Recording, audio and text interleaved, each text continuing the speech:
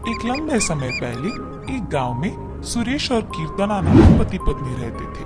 उनके गीतिका नामक एक सुंदर सी बेटी थी। सुरेश हमेशा सबके सामने बेवजह गर्व से पेश आता था।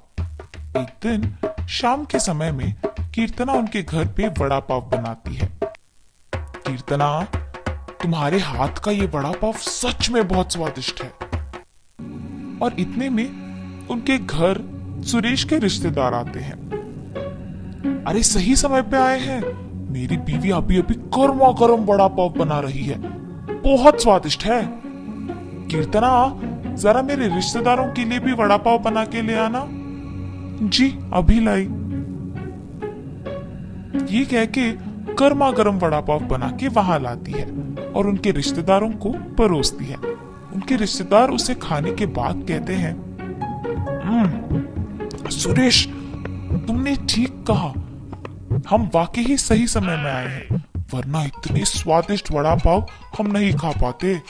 मेरी बीवी जब भी वड़ा पाव बनाती है ऐसे ही एकदम स्वादिष्ट वाले ही बनाती है, इसीलिए जितने भी बार बनाती है मैं उन्हें उतने ही प्यार से खाता हूँ। हाँ, बात तो सही है, इतने स्वादिष्ट वड़ा पाव तो कोई आसानी से नहीं बना सकता।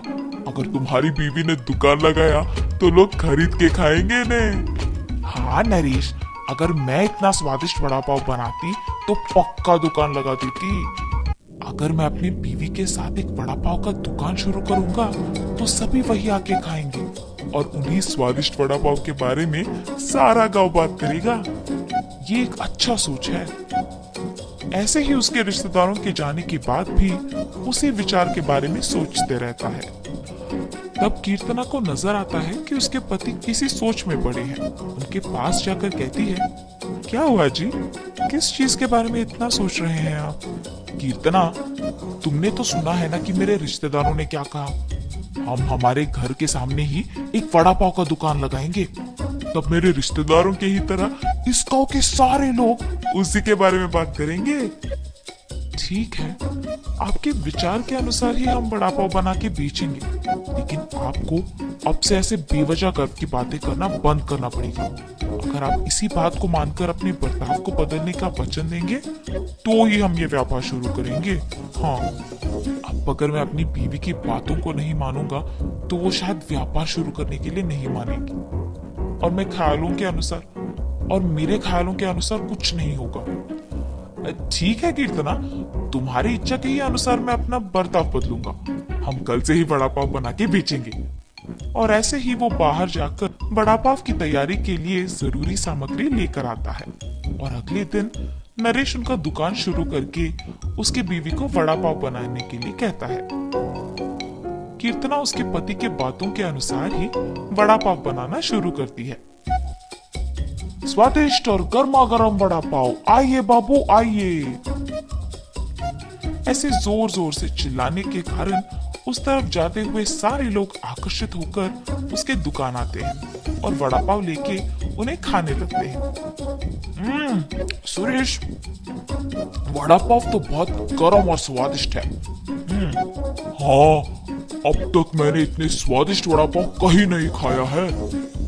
हाँ, मेरी पत्नी बहुत अच्छा वड़ा पाव बनाती है, उसकी तरह तो और कोई नहीं बना सकता है। ऐसे उनको वड़ा पाव देकर उनसे पैसे लेता है। उस रात को जब बैठ के वो आए हुए पैसों की गिनती करने लगते हैं तो कीर्तना कहती है, अरे वाह, पहले ही दिन हमें लाभ आया है जी। निवेश के पैसों से ज्यादा पैसे तो हमने कमाया है। क्या सच में? अगर हमने ऐसे ही इसे बरकरार रखा ना तो जल्दी हमारा बहुत बड़ा व्यापार बन जाएगा कीर्तना। हाँ, आप सही कह रहे हैं। पहले ही दिन उतने पैसे देख पति पत्नी दोनों खुश होते हैं। ऐसे ही वो हर रोज उनके सोच के मुताबिक वड़ा पाव बना के उसे बेचते हैं और कुछ ही दिनों में उनका व्यापार अच्छा चलने लगता है। मेरे सोच के मुताबिक ही हमारा व्यापार अच्छा चल रहा है। किसी और के दुकान में तो इतने लोग ही नहीं आते हैं। कुछ दिन पहले शुरू करने के बावजूद हमारा व्यापार बाकियों से बहुत बेहतर चल रहा है। और हमेशा की तरह सुरेश वापस बेवजह के गर्व में डूब जाता है और बाकियों को भी वही बातें सुनाते रहता है। उस दिन दुकान को आए एक आदमी को वड़ा पाव लाकर देता है। मैं यहाँ जब भी वड़ा पाव खाता हूँ बहुत स्वादिष्ट होता है, एक भी बार इसका स्वाद नहीं बदला। हाँ हाँ, आपने सही कहा, मेरी बीवी बहुत अच्छा वड़ा पाव बनाती है। नया व्यापार होने के बावजूद बाकियों से हमारा बहुत अच्छा चल रहा है। हाँ, ऐसे ही वहां मौजूद सभी से बात करता है और ऐसे ही बात करते हुए वो उन लोगों से पैसे लेना भूल जाता है। उसके पैसे ना लेने के कारण सभी वहां आके उसकी गर्व की बातें सुनकर पैसे दिए बिना चले जाते थे।